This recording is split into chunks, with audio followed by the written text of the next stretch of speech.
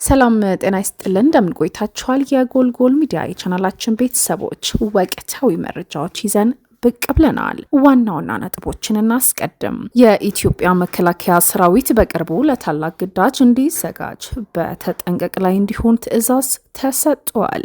የፌዴራል መንግስትን ያጋጠመው በሁሉም አቅጣጫ የተስፋፋው ፖለቲካ ውጥረትን በተመለከተ መረጃ ይዘናል። የህወሓት መሪ ዶክተር ደብረጽዮን ገብረ ሚካኤልና የኤርትራው ፕሬዝዳንት ኢሳያስ አፈወርቂ በሚስጥር እየተገናኙ መሆኑን የሚያመለክት መረጃ፣ በመቃብራችን ላይ ሊንከራተቱ የሚፈልጉ የጥፋት ኃይሎች እንቀብራቸዋለን ያለው የትግራይ ጀነራል ጠላታቸውን ለመቅበር እርምጃ እያጠናከሩ መሆኑ ይፋ አድርገዋል።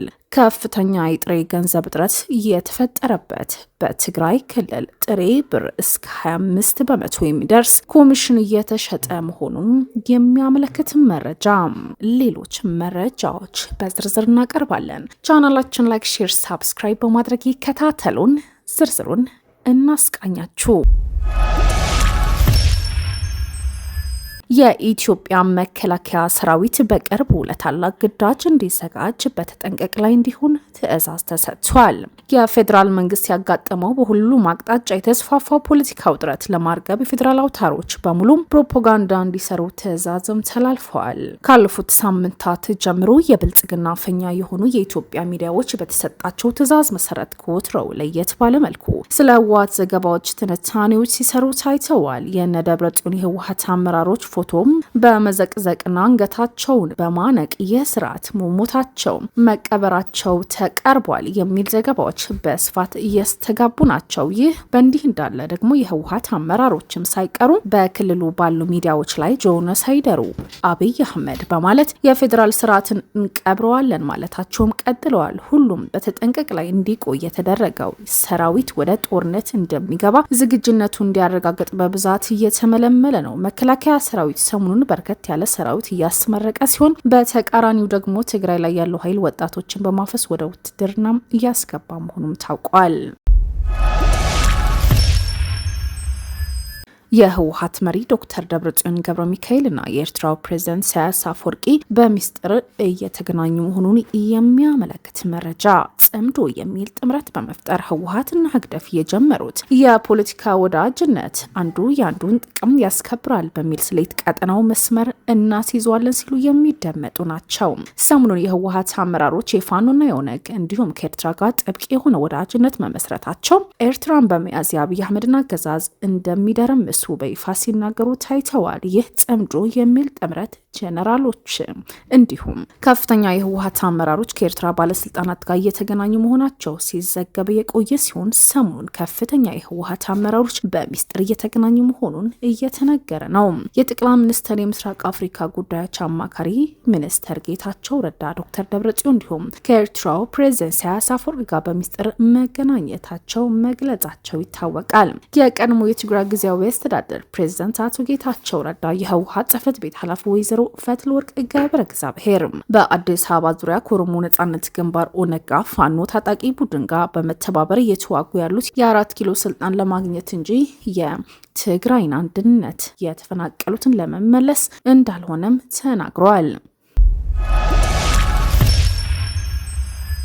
በመቃብራችን ውስጥ ሊንከራተቱ የሚፈልጉት የጥፋት ኃይሎች እንቀብራቸዋለን ያለው የትግራይ ጀነራል ጠላታቸውን ለመቅበር እርምጃቸው እያጠናከረ መሆኑ ይፋ አድርጓል። የደቡብ ግንባር አዛዥ ተዋጊ ጀነራል ዮሐንስ ወልደ ጊዮርጊስ ጆን መዲድ ሊያጠፉንና በመቃብራችን ውስጥ ሊንከራተቱ የሚፈልጉት የጥፋት ኃይሎች ለመቅበርም ሁሉም የውጊያ ችሎታው መጠናከር እንዳለበት ይፋ አድርጓል።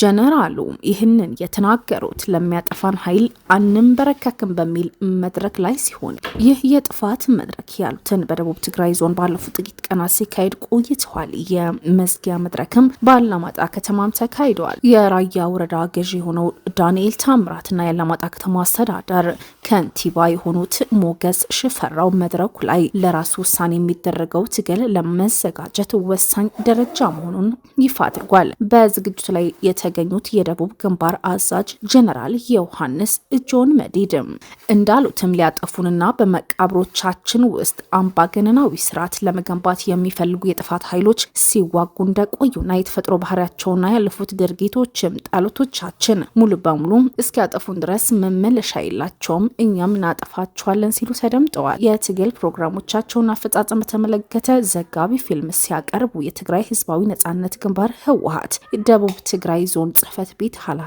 ገብረመድህን ስዩም ፓርቲው እስካሁን ድረስ ትግሉን በተሳካ ሁኔታ ለማጠናቀቅ እየተሳካ ስራዎች ሰርቷል ሲሉም ተደምጠዋል። ከፍተኛ የጥሬ ገንዘብ እጥረት በተፈጠረበት በትግራይ ክልል ጥሬ ብር እስከ 25 በመቶ በሚደርስ ኮሚሽን እየተሸጠ መሆኑ የሚያመለክት መረጃ በህወሓትና በፌዴራል መንግስት መካከል የተፈጠረው ውጥረትን ተከትሎ የትግራይ ክልል የድጎማ በጀት አለመለቀቁ ከፍተኛ የጥሬ ገንዘብ እጥረት እንዲፈጠር ምክንያት መሆኑ የክልሉ ነዋሪዎች የሚገልጹ ናቸው። ይህ የጥሬ ገንዘብ እጥረት በዕለት ተዕለት የነዋሪዎች እንቅስቃሴ ችግር ከመፍጠሩም ባሻገር የጊዜው አዳዲስ ህጋዊ የሌላቸው የጥሬ ገንዘብ ማግኛ መንገዶች ተገበሩ በር ከፍተዋል። ከቅርብ ጊዜ ወዲህ ጥሬ ብርን በኮሚሽን መሸጥ በስፋት እየተከናወነ የሚገኝ ሲሆን ይህ የነዋሪዎች እንቅስቃሴ በ2013 ጦርነት ወቅት ወደ ነበረበት ሁኔታ መመለሱም ይነገራል። ከጥቅምት ወር 2018 ዓ.ም ጀምሮ ከፌዴራል መንግስት የሚላከው የድጎማ በጀት መቋረጥ እንዲሁም በክልሉ ፖለቲካውና ወታደራዊ አመራሮች መካከል የተፈጠረው ውስጣዊ ክፍፍልና የግጭት ድባብ ተደምሮ ባንኮች ለጥሬ ገንዘብ እጥረት እንዲደረጉ ምክንያት ሆኗል። ብዙዎች በ2013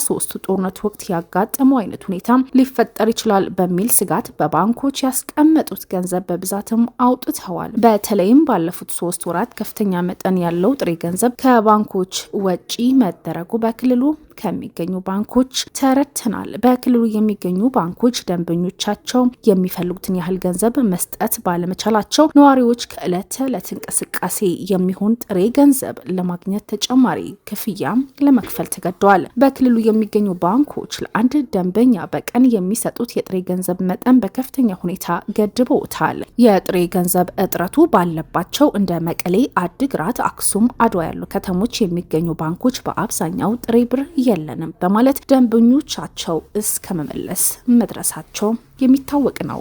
በአንጻራዊ እንደ ሽሬ፣ ማይጨው ባሉ ከተሞች የሚገኙ ባንኮች በቀን ለአንድ ደንበኛ 1000 ብር እየሰጡ መሆኑ የተነገረ ሲሆን ይህን ሁልጊዜ የሚገኝ አለመሆኑ የጠቆሙት ምንጮች ባንኮች ገንዘብ የለንም ብለው የሚመልሱበት ሁኔታ ከቀን ወደ ቀን እየተባባሰ ነው። እንደ አላማጣ ባሉ አካባቢዎች የሚገኙ ባንኮች ለደንበኞቻቸው በቀን እስከ 1000 ብር ድረስ ወጪ ማድረግ ይፈቀድላቸዋል። ጥሬ ገንዘብ በአፋርና በአማራ አዋሳኝ አካባቢዎች ወደ ትግራይ ክልል ገብቶ የኮሚሽን ሽያጭ እንደ ጥሬ ብሩ መጠን ከ5 በመቶ እስከ 25 በመቶ ድረስ እየተሸጠ መሆኑም መረጃዎቻችን ይጠቁማሉ። የኮሚሽን ሽያጩ የሚከናወነው በጥሬ ገንዘብ አዘዋዋሪዎች በኩል ሲሆን ጥሬ ብር የሚፈልጉ አካላት በባንክ ሂሳብ ወይም በሞባይል ባንኪንግ እስከ 5 እስከ 25 በመቶ የሚደርስ የኮሚሽን ክፍያ ጨምረው በመላክ ጥሬ ገንዘብ ይረከባሉ። የጥሬ ገንዘብ አዘዋዋሪዎች የሚጠይቁት የኮሚሽን መጠን እንደየአካባቢውና እንደሚፈልገው የብር መጠን ልዩነት ያለው ሲሆን የተፈለገው የገንዘብ መጠን አነስተኛ ከሆነ የኮሚሽኑ መጠን ከ5 እስከ 10 በመቶ ይደርሳል። በሚፈለግበት ጊዜ የኮሚሽን ክፍያው እስከ 25 በመቶ ድረስም ከፍ ይላል። በተለይ በወርቅ ማውጣትና ንግድ ስራ ላይ የተሰማሩ አካላት የዕለት ተዕለት ግብይታቸው በጥሬ ገንዘብ የሚፈጸም መሆኑ እስከ 25 በመቶ የሚደርስ ተጨማሪ ኮሚሽን መክፈል ጥሬ ብር እንደሚያሰባስቡም ምንጮችም ጠቁመዋል። በክልሉ የተፈጠረው የጥሬ ገንዘብ እጥረት ተፈናቃዮችና እርዳታ ለሚሹ የማህበረሰብ ክፍሎች እንዲሁም ሰብአዊ ድጋፍ ለሚያቀርቡ ግብረሰናይ ድርጅቶች ፈታኝ እየሆነ ነው። በአይነትና በገንዘብ ድጋፍ የሚያደርጉ የረድኤት ድርጅቶች በቀጥታ የጥሬ ገንዘብ ድጋፍ ማድረግ አለመቻላቸው የረድኤት ተቋማት ሰራተኞችም ይናገራሉ። ድርጅቶች ከዚህ ቀደም የገንዘብ ድጋፍ የሚያደርጉ በጥሬ ገንዘብ የነበረ ቢሆንም አሁን ላይ ግን በተረጂዎች የባንክ ሂሳብ ለማስተላለፍ መገደዳቸው ተነግረዋል። በዚህ አንዳንድ የባንክ ሂሳብ ቁጥር የሌላቸው ተረጂዎች በገንዘብ ድጋፍ የሚያገኙበት ሁኔታ እየተፈጠረ መሆኑ ተገልጿል። የገንዘብ እርዳታው በባንክ ሂሳብ ቁጥራቸው መቀበል የቻሉ ተረጂዎች በቀላሉ ከባንክ አውጥቶ ለመጠቀም እየተቸገሩ ነው። ተረጂዎች ጥሬ ብር ለማግኘት ባንኮች ወዳሉባቸው ከተሞች ደርሰው ለመመለስ ከፍተኛ ትራንስፖርት ወጪ እያደረጉ መሆናቸው የሚገልጹት የረድኤት ድርጅቶች ሰራተኞች አብዛኛው ተረጂዎች በገጠራማ አካባቢና በመጠለያ ጣቢያ የሚገኙ መሆናቸው እምብዛም የዲጂታል ገንዘብ ዝውውር አማራጮች እንደማይጠቀሙ ተናግረዋል። ምንም እንኳን ችግሩ የከፋ ሲመጣ የዲጂታል ክፍያ አማራጮች እየተለመዱ ቢመጡም በተረጂዎች ዘንድ ግን ውስንነት ይታያል።